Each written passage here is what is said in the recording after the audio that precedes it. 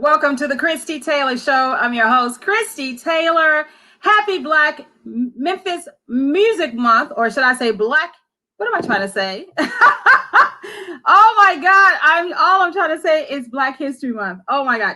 Okay, we're gonna have a good time today. You all see I'm already on the sauce, but I tell you, it's one reason why. It's because I'm super excited that I'm going to have an opportunity to talk to one of my fellow filmmakers all the way in Toronto. And let me tell you, I'm giddy about it. And yes, that has me a little saucy today, everybody. Let me tell you about Ryan Singh. He is a award-winning filmmaker, photographer, director, producer, and actor hailing from Toronto, Canada. He loves telling stories and can be found in front and behind the camera. In 1993, Ryan immigrated to Canada from Guyana, focused on acting. He later developed his own projects, producing for stage, television, and film. Ryan is currently enrolled in the BIPOC Kids TV Writing Incubator Program in Toronto. Through his company, Ryan Singh Productions Limited, he works as a performer, creator, and film technician with shows on City TV, Global TV, CTV, Rogers TV, Planet Africa in Canada, ABC, NBC, Fox, CBS, Netflix, Amazon in the US, as well as several notable channels across the Caribbean. His latest short film, H.E.N.R.I, features his two twins. We're talking Sebastian and Ava, and it is currently screening at the Toronto the Black Film Festival. I want you all to help me welcome to the show none other than Ryan Singh. Welcome from Memphis to Toronto. I'm kind of giddy, so please forgive me for my extraness today, okay? Well, take a breath. Take a breath. I'm a mouthful. Okay. And the beautiful thing is you had so much more to tell about yourself that your bio provided. And let me tell you, they need to definitely check you out. You are a quadruple threat.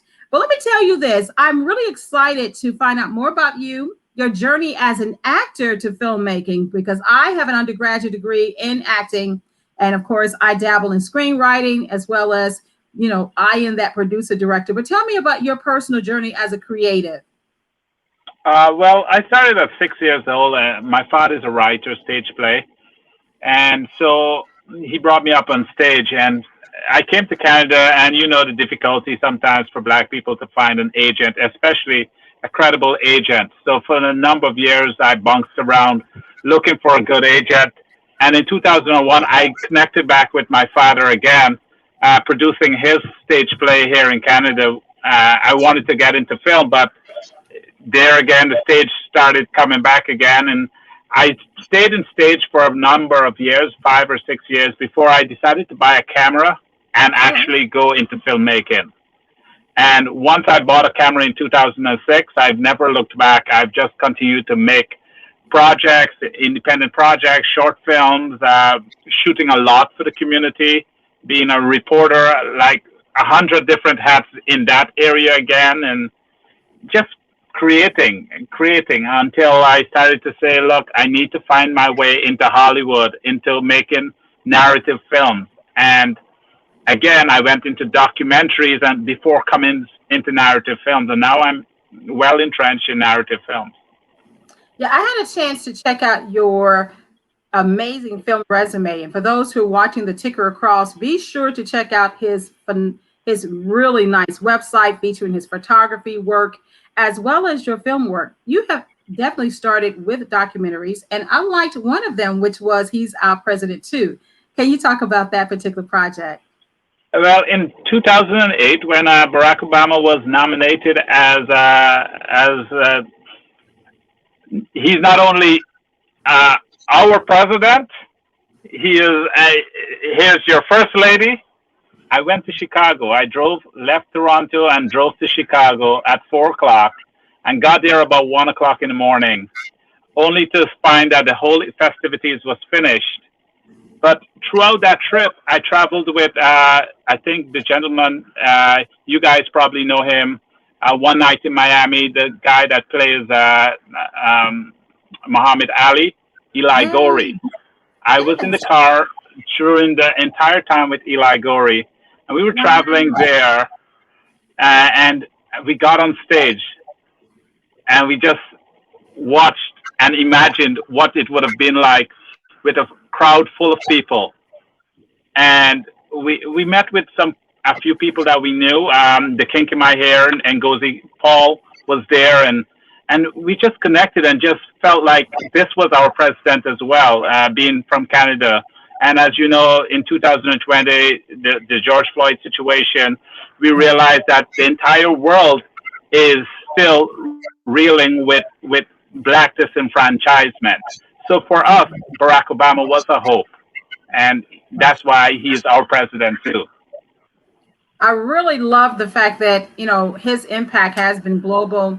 And I just kind of want to speak to your personal uh, amazing mix of heritage. I know you're from a country in South America, and then Yeah, Guyana, and of course you made the trek to Canada, and yet you have a very nice network of creative opportunities here in the United States. Talk to me about a creative and a filmmaker with your global perspective. well, my heritage is really, my father is black, my mom is mixed uh, Indian and some Spanish or Dutch, as well as some indigenous blood in her. So she's mixed up. So I like to say that I have black, I have East Indian, I have indigenous, and I turn to the side and you can see the indigenous profile there. And then if you look closely, I have the freckles of the white man. And Yeah. so I'm quite multicultural in that way. And I've been fortunate to be able to travel across the world. I've gone to South Africa where I did a documentary as well, going to Africa for the first time, and as well as I traveled to Sri Lanka, had a Oh, stopover in Dubai. And the one thing that I've experienced through, and of course the Caribbean and the United States, people are universal. We all have the same desire to be loved. that's a mouthful. At the end of the day, core of all storytelling is the love principle. And in your work, how does that come across? Particularly when you say you went from documentary, now you're deeply entrenched in narrative. How does that communicate for you in your work? Well, I'm often looking at the human condition. So even if I'm doing a personal autobiographical piece like the project I did, Mom, where I looked at how becoming a father, what impact I would have in my wife's life and in my children's life. I have twins, Ava and Sebastian, and they are part of the film that I created, H.E.N.R.I. Um, I was making documentaries before they were born, and telling their stories before they were born. It's all about people and relationships and how we navigate those relationships. And those are what are the universal qualities of storytelling. Now, I love the fact that you brought in your twins, and I had a fun time looking through your social media, and of course, you all have been getting a lot of good press, and your children are darling. They're beautiful twins that are part of your latest short film. Let's talk about first of all the storyline of Henry and how you were able to cast your twins. Yeah, the storyline is it's the story of a father who has passed away, and the family is left to grieve his his loss. And the children, in the way of adjusting, instead of asking mom questions about death and mortality, they turn to the machine, AI. Most people know it as Alexa, others know it as Google. For us, it's Henry. And they ask Henry questions about death. And from there, we explore a sci-fi relationship between humans and the machines that serve them. But more importantly, humans have to program those machines to be able to for the machines to be able to serve them. That's right. And that's where the scientific sci-fi aspect comes in, looking at those relationships between humans and their machines. Now, your children being cast in a sci-fi, that's very interesting. And I love sci-fi. I'm a Trekkie. It's nothing like to binge watch on a good futuristic show. So casting them, how did that come about? I didn't cast them. Oh, The project was written specifically for them. I started to write the project, but at some wow, point down the road, I realized that why am I writing words for them when I can incorporate them in the writing process? And wow, so I called and consulted with them on what would you say here? How would you, what would you be thinking if this was the situation or circumstance you were in? And they were so helpful in contributing, specifically as writers, to developing the script.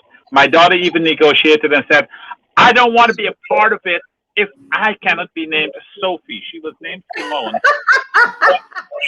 and she refused oh, Simone as her name. She wanted to be called Sophie. And so wow. So I love the fact that you are already, just as you were inspired by your father, who was a playwright, you are teaching them the power of the pen. And as I know, any great book, any great movie, any great stage play, it starts with a written word. So kudos to you. They also have screenwriting credits. Now it's they have currently, screenwriting credit as well as producer credit. So they're triple threat in this film. They're screenwriters, producers, and actors. And wow. they didn't just get the names producer.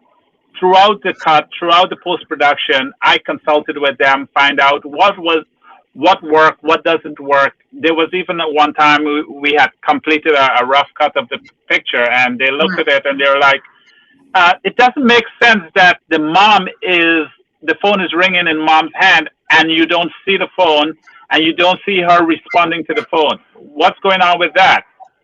And like, oh, and we had to search to find a clip that shows the phone because that was important to our producers. Wow. I am floored in this moment. First of all, to understand that as an actor, you understood the importance of creating your own projects for yourself, because that was part of what came out of your Canada experience. But now, as with your twins, to incorporate them in the creative process, but not just any process, but it's like having them intricately involved. So I'm blown away right now. So Well, salute on I that. got to shout out to my crew as well. We had over nearly 30 people that worked on this project. Most Wow. specifically, our director, a female Eastern European woman, and what she brought to this project, we had over 70% BIPOC. Uh, Yes. a And for number of those who them, may not understand that, explain to them what BIPOC is, particularly as within the film industry. BIPOC is Black, Indigenous, and people of color. So anyone that is not white.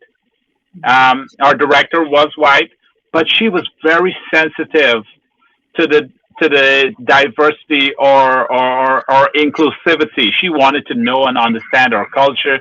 Even as we were working with one of the VFX artists in India, I said something to her. I said, "He's he he's waiting for your instructions because he sees you as more important being a white person and me being a black person." And she sat and thought about that as well because it was important for her to respect the culture she was coming in and in the way she wanted to tell the story. And it wasn't just about story, it was also about all of our cultures and all of our voices, and she wanted to make sure that all of those things was amplified, and she was just being a conduit towards expressing those things. And You so know, Katarzyna Sachani was amazing in that way, and I've really enjoyed working with her. I'm really excited to hear that. First of all, I do understand Toronto. You all have an amazing film community. The Toronto We International Film, do. the Toronto Black Film Festival. I mean, of course, you all are on par. And I'm excited to hear because if this is happening, as you said, with the inclusivity of BIPOC with more European-based or oriented filmmakers and directors and producers above the line, that this is really going to impact us in the next 3 to 5 to 10 years in our storytelling. I like the fact that you are even incorporating your children in that early on so that they can see the reality that we've been pushing for. Toronto Black Film Festival is currently screening your movie. How has that experience been? And we also want to talk about the other one that you're acting in, that's also. Well, it's been phenomenal. A lot of people, my publicist, Sasha Stoltz, has done a really phenomenal job of getting our story out there. And a lot of people have been quite responsive. In fact, one person says, we watched this film like 100 times, and our kids just want to see more of your kids. And it's just amazing. We want to see more of this picture. The other film that I'm a part of is certainly called Essence. It looks at I play an older man, and as an actor, an older man, and I had a young King Dylan, who is my co-star. He's an 11-year-old boy who is being bullied. So the old man pulls him into the house and helps heal his wounds, like fix up his bruises, and in so doing, he wanted to empower the young man to understand who he is by understanding his name and the importance of that name to understanding the continents of his character. And so, Essence is born out of that. Understand the essence of his name. I love that, because I do believe in that. That names carry power. So to understand the essence of that's powerful. Yeah. That. Now, going back to H.E.N.R.I and the very fact that you said that people want to see more of it, I did find a quick little snippet that there's a possibility that you might be able to take it to a feature length. I'm looking at, I've already orchestrated a 4-season arc, so I'm looking at making it into a television series, a 30-minute television series for children, but with a co-view aspect. So adults can look at it and enjoy it as well, but targeted to children so that at least children are involved in creating content for children.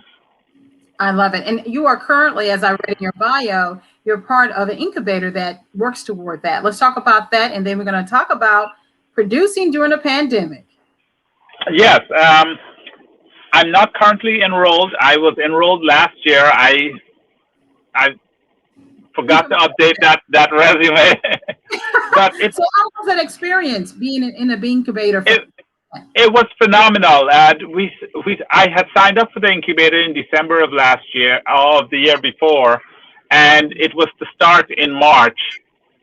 We started the first week, and then we went into lockdown. It was supposed to go 3 months.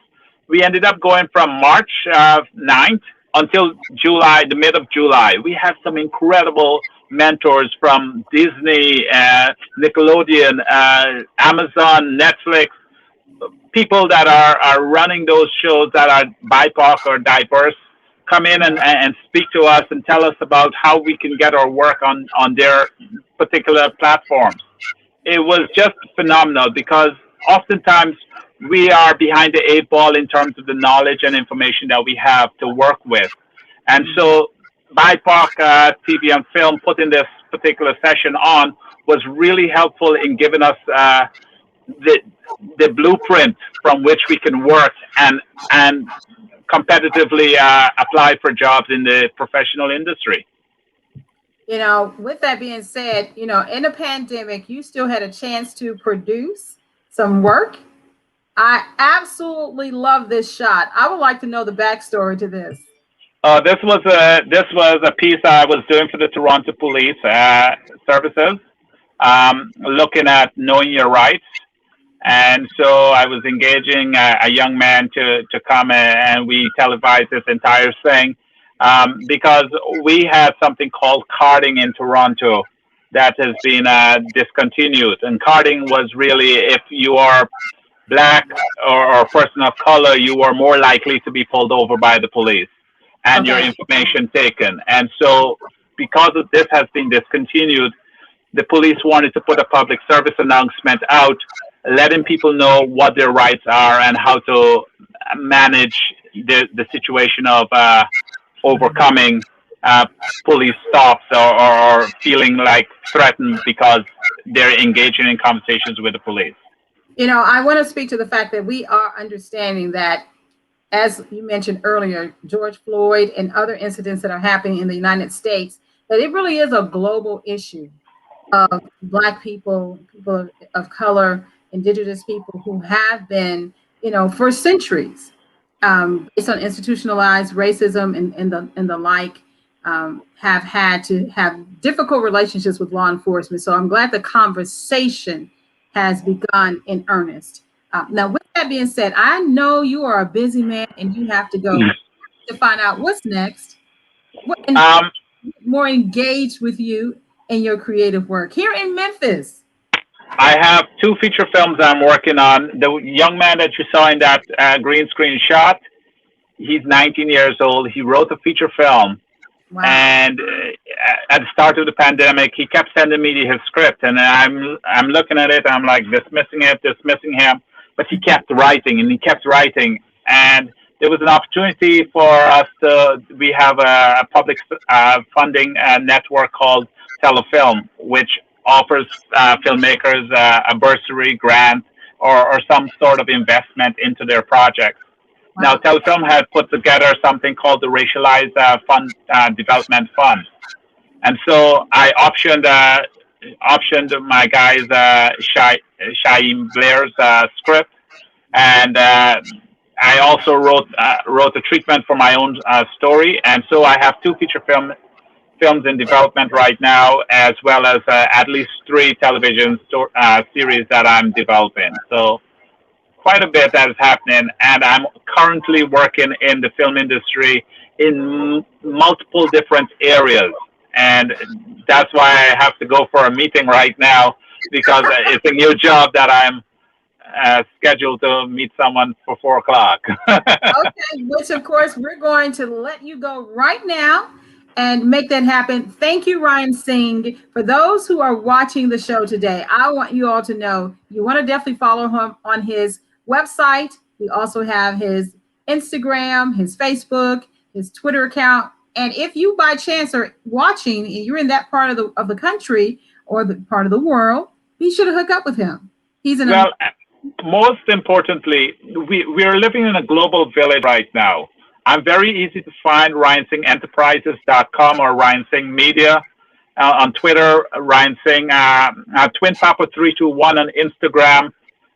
I'm open to having a conversation with anyone. Ryan Singh Enterprises on Facebook.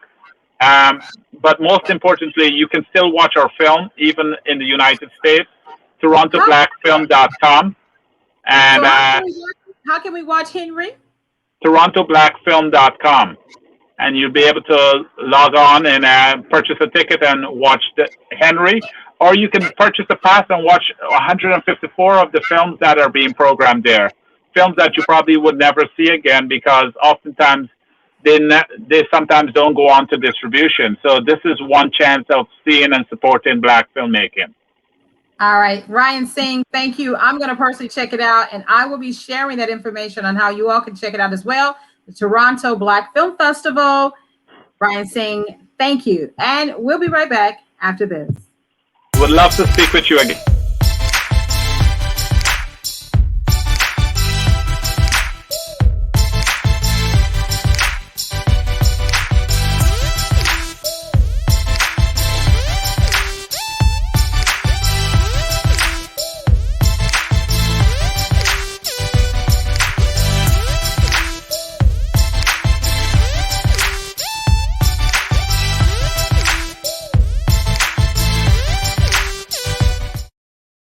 Well, welcome back to the Christie Taylor Show. Ryan Singh, an amazing filmmaker, all the way from Toronto, Canada.